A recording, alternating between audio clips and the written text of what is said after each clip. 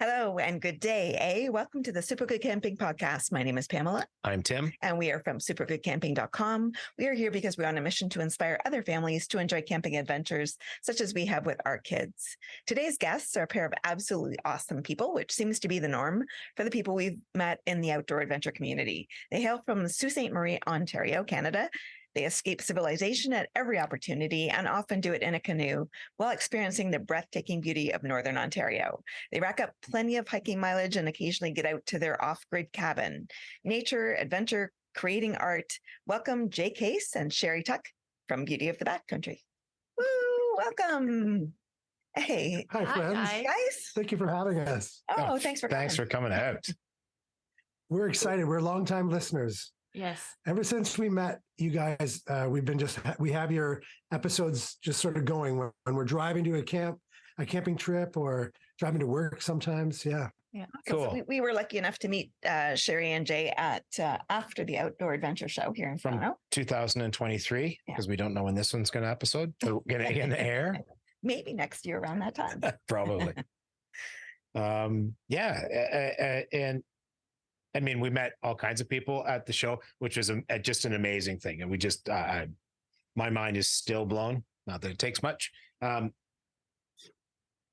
we felt it, I don't know, for me, if sitting there having a beer, wings, whatever, it felt like a very great connection right away. Just like, oh yeah, we love what you guys do. And it's taken forever to get you here because you're so busy being outdoors. Yeah, that's right. Yeah, we don't have many friends here. Yeah, not jealous at all. What have you guys been up to lately? What's been new and wonderful in, I guess it would be the spring. Oh no, today is the 21st. So summer started today. Okay, so summer started yesterday. Yeah. What's your spring been for 2023? Oh, it's been interesting. It is. We've had a little bit of family issues, so it started off slow for us, but it ended up, plans got changed, and it ended up for the best. I mean, we did a really nice we canoe locally on the river just for our mental health break, which is nice, and it's just around the corner for us. And then we did a beautiful 4-day trip on the Sand River, which is located in Lake Superior Provincial Park. Yeah, we get out as often as we can, but more recently we've had we've been having to travel more than we typically do. And so we haven't been able to get out. So we had to move this trip. And when this is being recorded, tomorrow we are driving north. We live on Lake Superior, but we're driving north on Superior for 5.5 hours to start a 170 kilometer trip that we were supposed to do last month. So we were supposed to do it just before bug season. Yeah. And now we're doing it right in prime the bug heart. season. Yeah. Oh yeah. Good fun. Yeah. So we like to, sorry. It kind of worked out okay though, because we were planning end of May to do this trip, and apparently the lakes were still frozen. Oh, no kidding. We ended up doing a 4-day closer and had a great trip there. Yeah, we reached out to John from Lost Lakes and just asked him, because he lives in Marathon, which is near where we are starting our journey, and he's done the loop a couple of times. And I just said, hey, how are the conditions up there? And he actually just happened to go out in his vehicle a few days before to just check conditions, and he's like, no, there's ice still on the lakes. So the time we had planned, we might have run into some adverse conditions, more adverse than initially thought. So it worked out, I think, well. Mm-hmm. Cool. Yeah, and if I'm not mistaken, I saw him duck out post knee surgery recovery. He just went off and did down a logging road kind of a deal, and I saw him pulling up snow. I was like, what? I'm looking at the watch going, okay, down here in Toronto? Yeah, no. Yeah. Up there on the north tip of Superior, it's a bit of a delayed onset of spring. And we had reached him just after he had finished that little trip. And so he was kind enough to give us a couple of alternate options, but we ended up just moving it to this week coming. So walk us through your trip. The trip upcoming. Yeah, okay. Oh, it's exciting. So it's called the Steel River Loop, and it's been made sort of famous or infamous, as the case may be, by a few different authors and a few different YouTubers actually as well. Most notably, I would say like Kevin Callan's got this wonderful book. It's our little Bible. It's the a guide to Ontario's lost canoe routes. And so because we tend to like to get off the beaten path and into we don't mind bushwhacking, we don't mind unkempt portages and things like that. So that, and Cliff Jacobson is another guy who's done it a million times. But you start just sort of east of Terrace Bay, off the shore, the north shore of Superior, in this big, huge lake called Santoy Lake. And the very first thing that you do after paddling about 6 kilometers on Santoy Lake, which can be a pretty windy time, is you do what's called the Diablo Portage. And for those of you who don't know hablan español, Diablo significa the devil, right? So it's a bit of a hectic portage apparently, but it goes into Diablo Lake, so hence the name. But it's 1,200 meters, but it's apparently just straight uphill and a real challenge, let's say, without the use of expletives that we will be using Yes. when we start I'm almost certain we're not safe. Absolutely.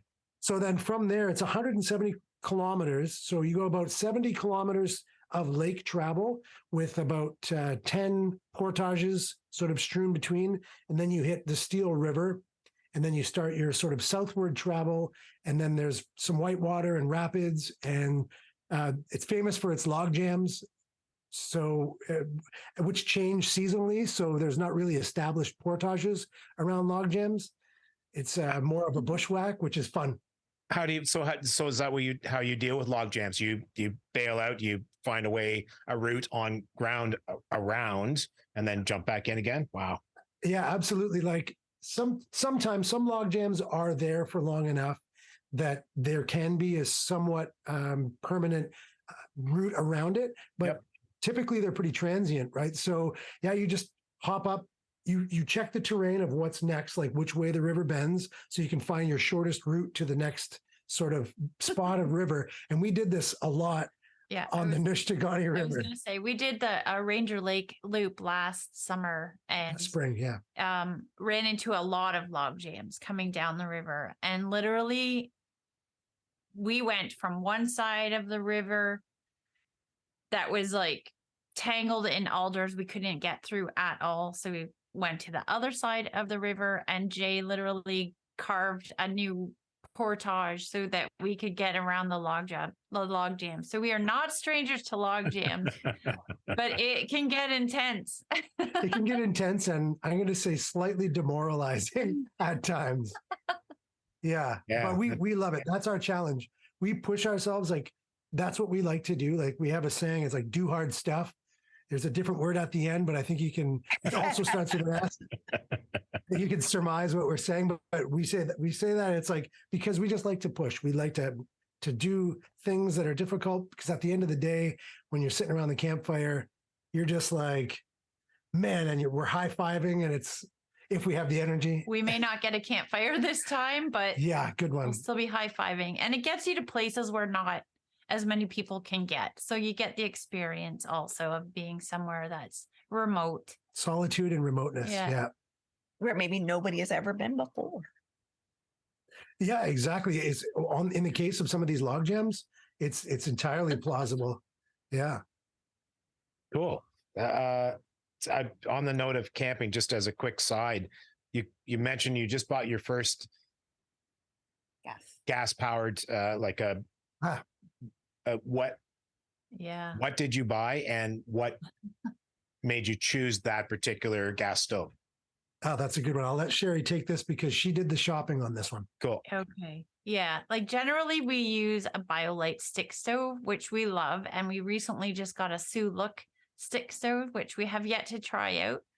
But yeah, we like to have as little garbage as possible. So the propane gas stoves we've never had to use. We've always been able to do without until now, where there's a fire ban. And we do have like a liquid petroleum It's an alcohol stove. alcohol stove, but even those are Even not those- recommended, I guess, during a fire ban. So what we got was we just got an MSR Pocket Rocket 2. Yeah.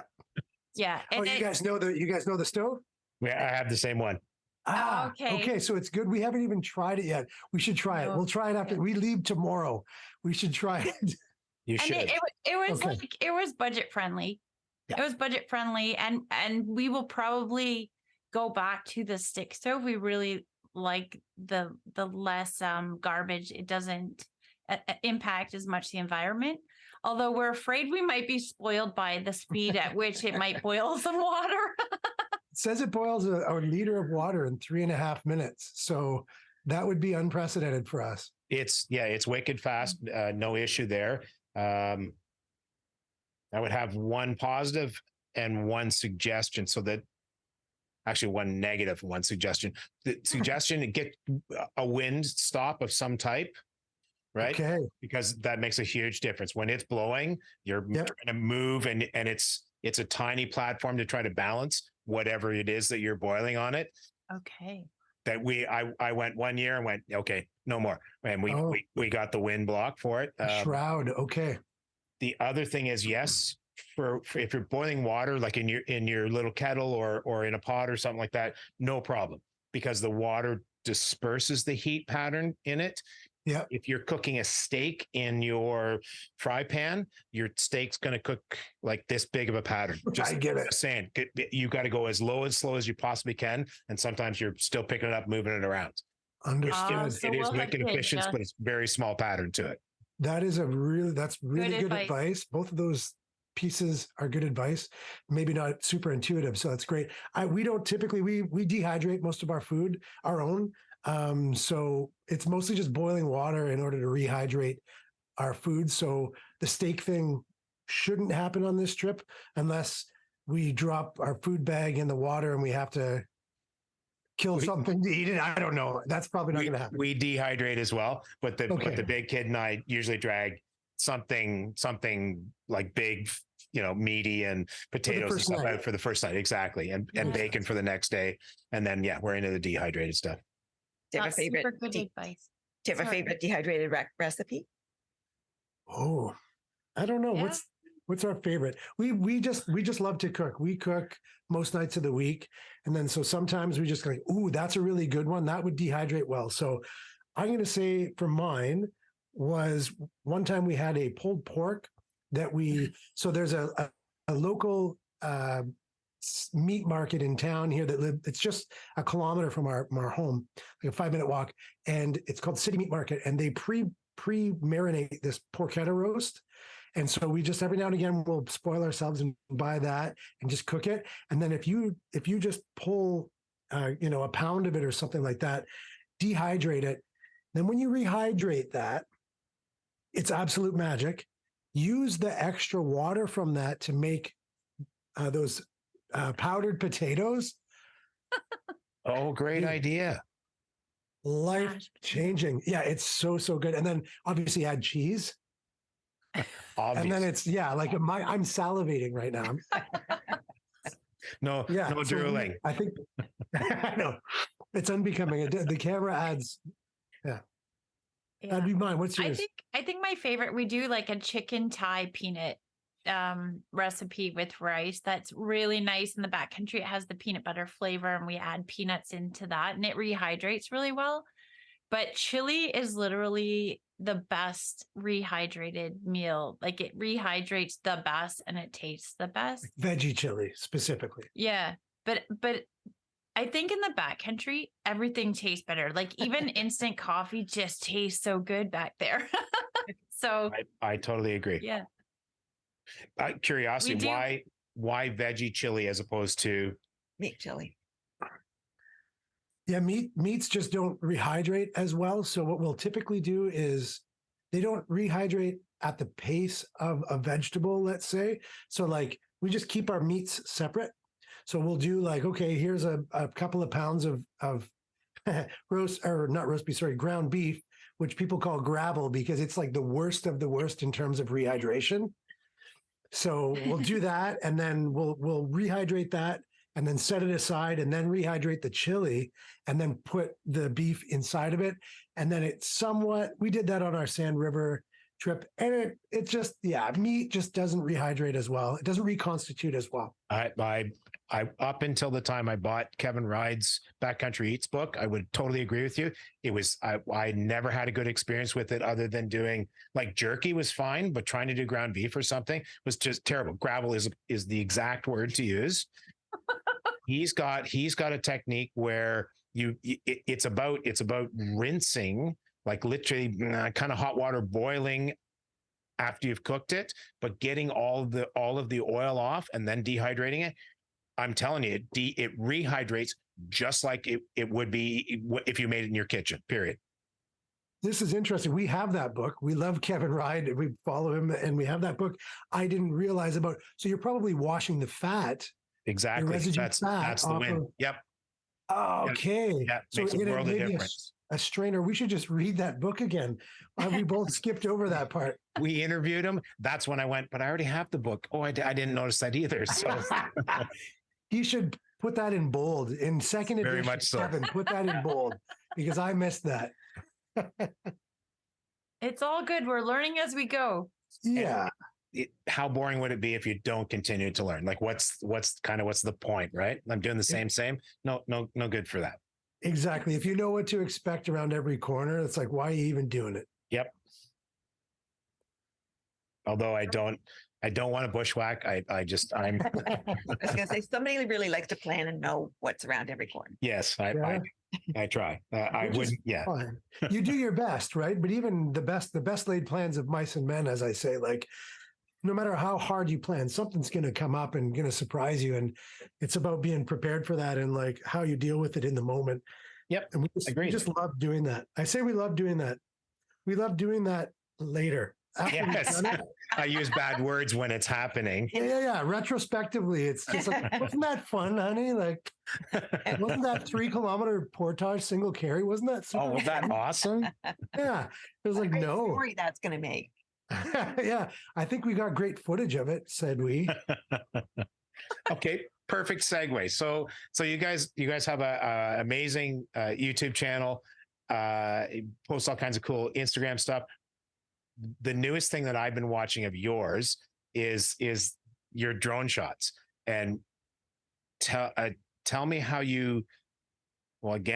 you choose that specific drone and how it's opened your artistic palette maybe for doing video stuff? Yeah. So I guess I'll field this. Sherry's still too nervous to run the drone. I don't want to break it. I hear you. Whereas I don't have a problem almost breaking it, which we can go through several times. But so we chose the DJI Mavic Mini 2, which it was not the newest at the time, so it was a little bit less expensive. Yep.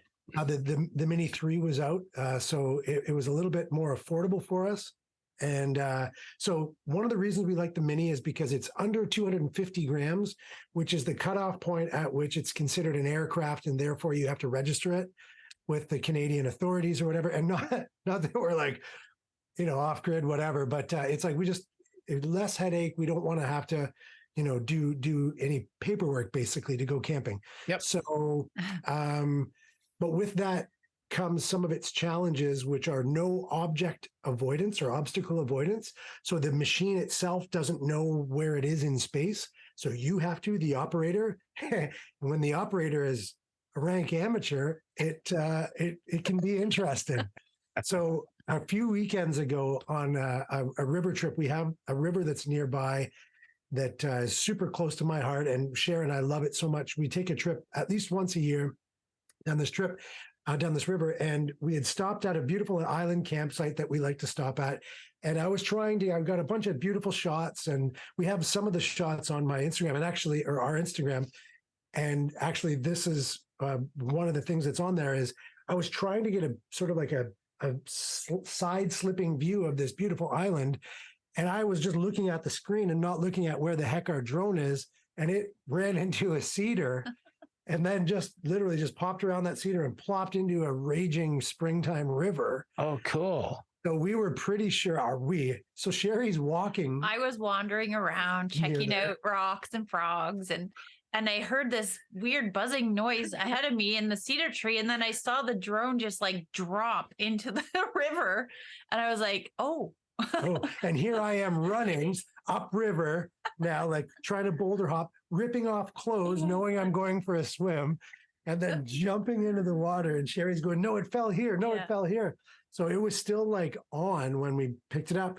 But here's to DJI. We just sat it out. We took the battery out, sat it to dry for about a week, didn't run it for about 2 weeks. We just fired it up yesterday.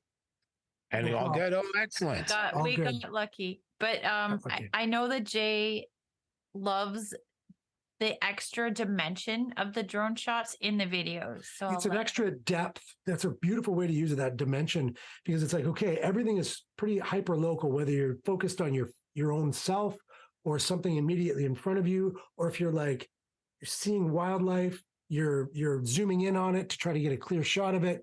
But then to add that extra depth, that extra dimension of panning back and seeing the landscape. Landscape shots are just magical, and you don't have to climb up a mountain in order to get them, right? So it's so nice. And I think I was saying offline, Sherry is really, really good at keeping me from, when we edit, just editing in a ton. It could just be all drone shots for me, because I'm still enthralled with that view that you cannot get unless you're a bald eagle or in an airplane, right? A helicopter pilot or something. A Yeah. helicopter, yeah. So it's like, that's cost prohibitive and biologically prohibitive, respectively, right? So, but just getting that extra dimension of shots, and even just for fun to see it. I just watch our drone footage of places we've been a few times. I just drone footage, like our own neighborhood, just be like, oh, that's a cool view of this, or so nice, so cool. without being intrusive. But without being intrusive. I hardly ever look in my neighbor's windows, or Hardly ever. Yeah. Yeah. A respectful amount. When we think back, like our first video was just last spring that we did a trip around the Ranger Lake Loop, and we did that whole video using our phones. That's all we had. Yeah, we didn't even have GoPros at that time, so nothing even waterproof. So now we have our phones, our GoPros, and then the drone, and then we have the Canon. We have a nice Canon, like a DSLR. DSLR, yeah. Yeah. So we're growing. We're having fun. We're learning. We're growing, and then sometimes we shrink. So I noticed it was distinctive. You said GoPros, Oh, but we only have just one now. So, because when we were at the Paddlers Co-op a couple of weekends ago, we were on the whitewater and learning how to sort of navigate pretty torrential whitewater. There's a place called Jessup Chute, and this is where you learn to turn into and peel out of rapids and stuff. And we only dumped 2 times the entire weekend, and we didn't take it easy, but we dumped 2 times. And the first time we dumped, I had a GoPro on my helmet, and it just, so we lost that sucker. Wasn't a lot of footage we lost, which is more important. The footage, the memories is most important, but. Agreed. Yeah. That looked like I've been watching Riley Outside's been putting up some of that stuff. Who else?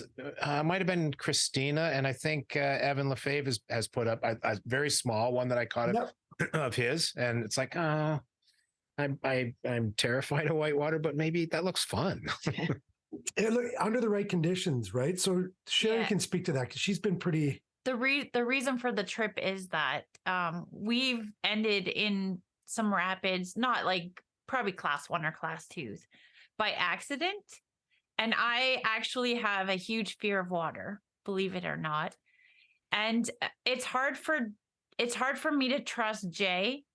Just like I trust Jay, but it's hard for me to learn from him because he's my partner.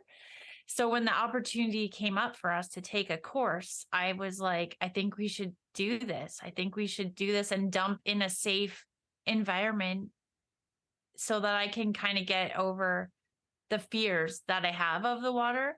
And I think by the end of the weekend, I was like, let's do that again. Like we did. We had fun. I felt safe. The water was warmer down on the Madawaska than it is up Madawaska. Way down this way. Yes. Yeah. Yeah. And we also met like some fantastic people, and our instructor was phenomenal.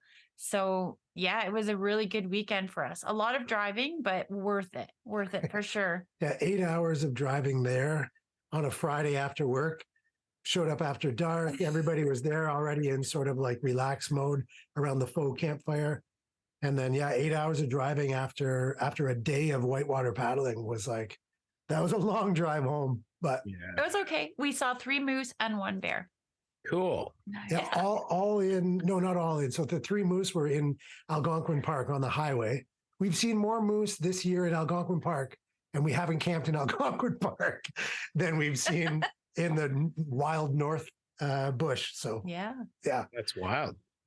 yeah, so we would definitely recommend the Paddler Co-op in Palmer Rapids. It wasn't super expensive, and everybody's just really cool, really chill. You can camp right on site. It's a great community that they have there, and it's awesome. Very accessible. There's no it's not like they throw you over a waterfall to begin with. It's step based, and it's great. So yeah.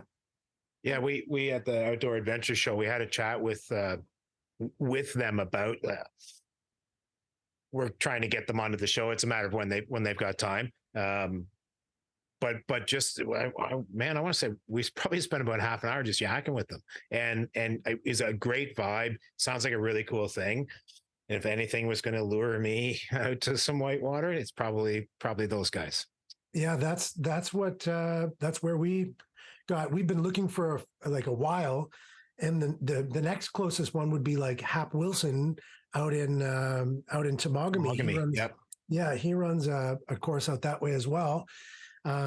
So we were like, well, 8 hours here or 8 hours this way. But then, yeah, Riley grabbed us. We had expressed interest, and this is the thing that they always say, that Riley always says about themselves, like, I'm an instigator. If you mention that you're interested in something, I'm going to like make you follow up on that. I just like sort of poke you. So they just reached out to like this group of people who showed interest and just poked and poked and poked and put together a really great weekend. And we had an absolute blast. And I think we still don't want to dump because we like to get way out in the forest, and there's consequences to dumping your gear and your canoe when you're 80 kilometers from the nearest highway.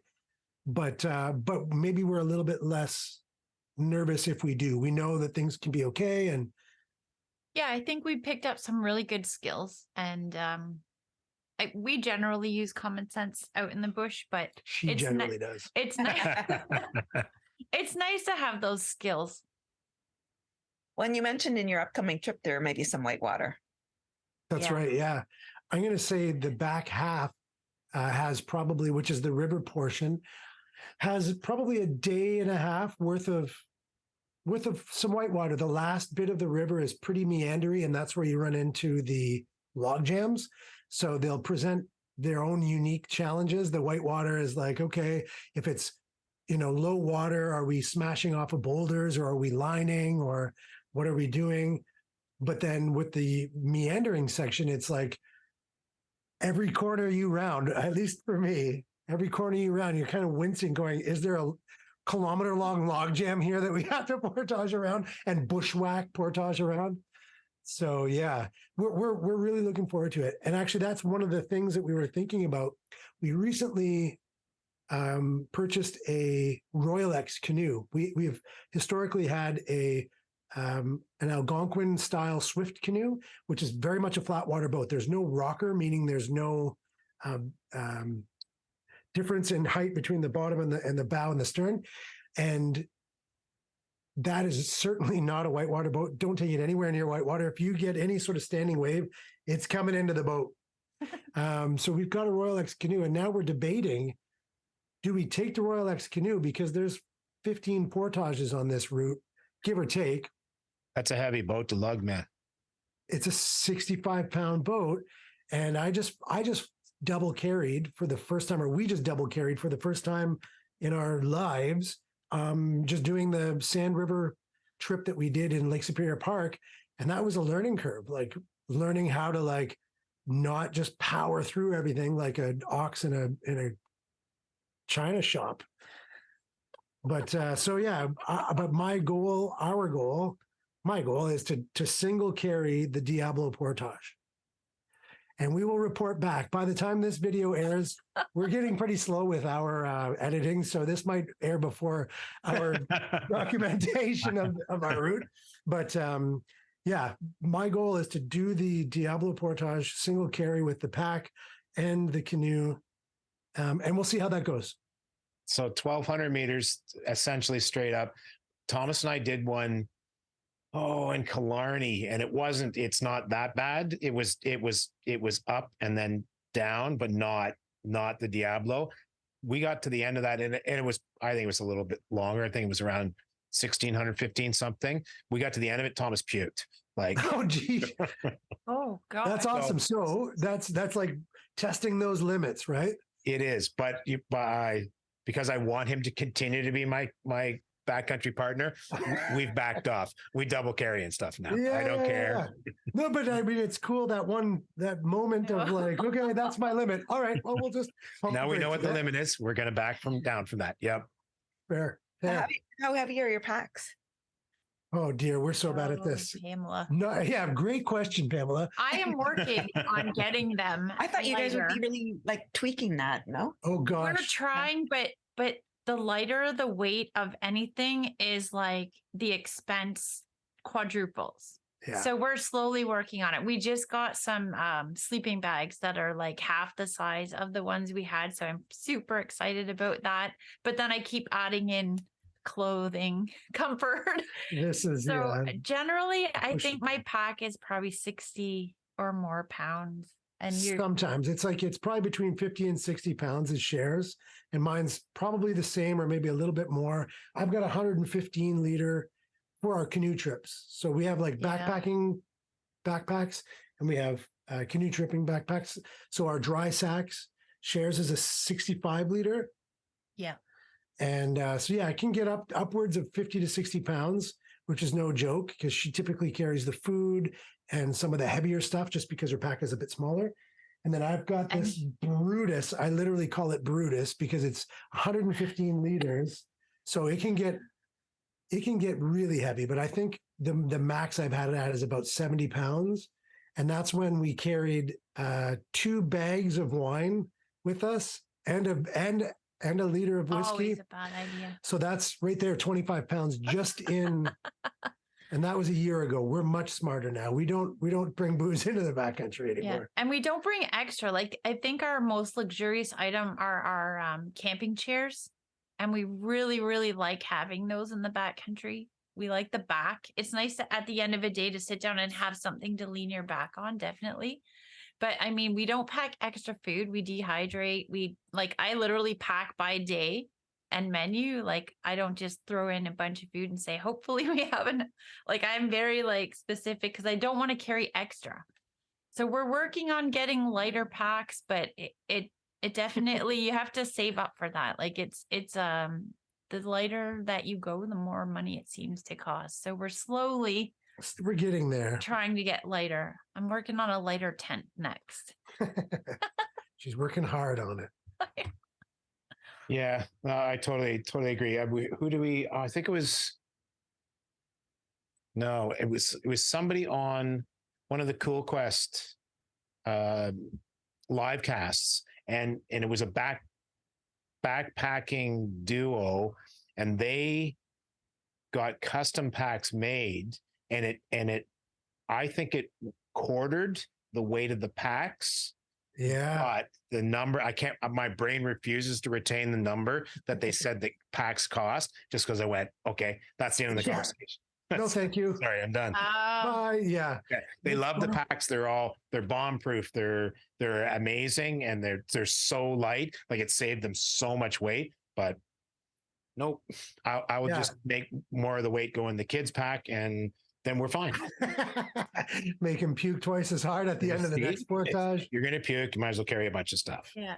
Yeah. No, who was it? Was it Henry Thoreau or someone that wrote about when you pack for a trip, and then you come back from the trip, all the items you didn't use, don't pack those the next trip. Anything you didn't pull out, contingency items, we'll call them. So it was actually Stuart Edward White Okay, is sorry. the author from back in the early 1900s. And yeah, it's like anything that's contingency that you take that you didn't even pull out of your pack or you pulled out and put right back in, never pack the next time.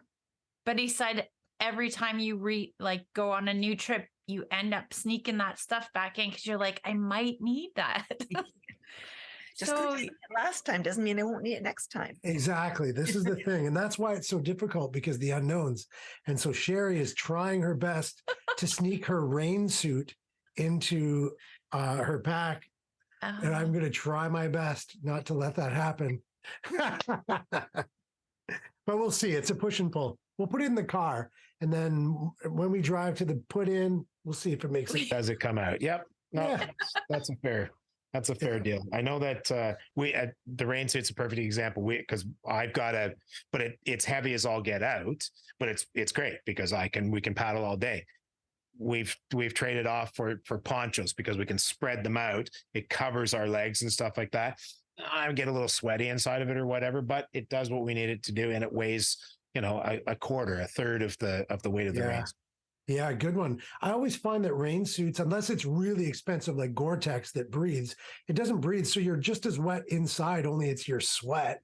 So I'm like, I just wear a really light base layer. And it's just like, whenever we get to camp and you're under your tarp, you're in your tent, whatever, within 10 minutes, you're dry again. And you didn't have to lug that gall darn rain suit around. I hear you. Yeah. All right, that's it for us for today. Thank you so much to Jay and Sherry from Beauty of the Backcountry. Check them out on YouTube and Instagram. And Instagram. And otherwise, check us out on YouTube and Instagram and Facebook and Twitter. And we will talk to you again soon. I'm still Pamela. That's my line. I'm Tim. And we are from supergoodcamping.com. We will talk to you again soon. Bye. Bye. I said, Copy it. First copy. I don't know I don't see any. Good call. But you don't want to watch me type that again? Maybe mute your thing and What? maybe like your computer volume. I don't even. So here's the computer volume is off. Now it's on full. See? Okay. Why is it showing you not? And like we can hear, like if I go, I can open up whatever, like I can open up. Is there volume on the Zoom also? Nope. No, I don't think so.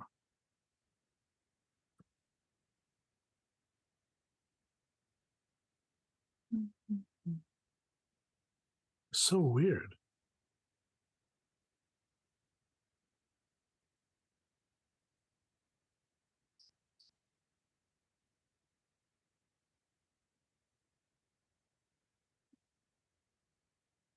Like,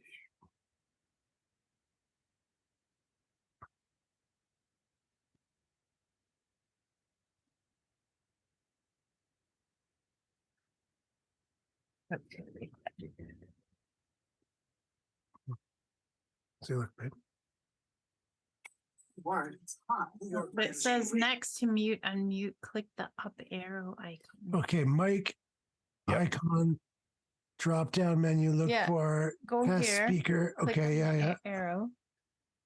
And then play a test tone. Okay, good one. Here, hold on a second. Play a test tone. Where's that? Speaker, test speaker. Looks like it's there. Do you hear a ringtone? Oh, I'm trying to play. All right, hold on. Got it. Okay, we did it. We found it. Guys! Can you hear us now? Oh yeah. Yay! Thank goodness. Jeepers creepers. So frustrating. That was us. I You. No. Googled That's that cool. at the exact same time. That You was know why that was it a is? fun head scratcher. Perfect. Okay. Good. Then we'll Yay! get to that. We're here. How are you? How are you guys? How's the summer going so far? In a camping sense, it's not. Okay, fair enough. Not yet. We're Yeah. yeah, it's Slightly different deal for us. We can't portage out our front door and go paddling. It doesn't quite work that way. Hey, I'm don't, so don't jealous of hate you the player, guys. hate the game, man. Yeah. Jesus. You guys get the amenities of Toronto, and we have the amenities of Sault Ste. Marie, but one of those amenities is a lake in our backyard or a river in our backyard. Yeah, and we don't get mosquitoes. So Okay, fair enough. Yeah, touche. Because we're heading north, like legit tomorrow morning. Tomorrow We night. go to work, and then at the end of the day of the work day, like tonight, we're packing for a 10-day trip on the Steel River Loop north of like basically like Terrace Bay. So right off the north end of Superior, it's about 170 kilometers, and it's got some real rough terrain. And I hear the bugs are just dastardly this time of year. well, everybody like Thunder Bay and North, they're all like, it's insane this year. I've never seen anything quite this level.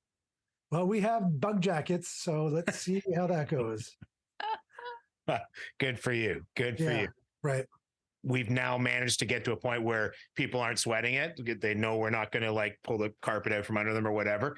No gotcha questions. No gotcha Exactly. questions. It's not politics. It's camping, man. Okay.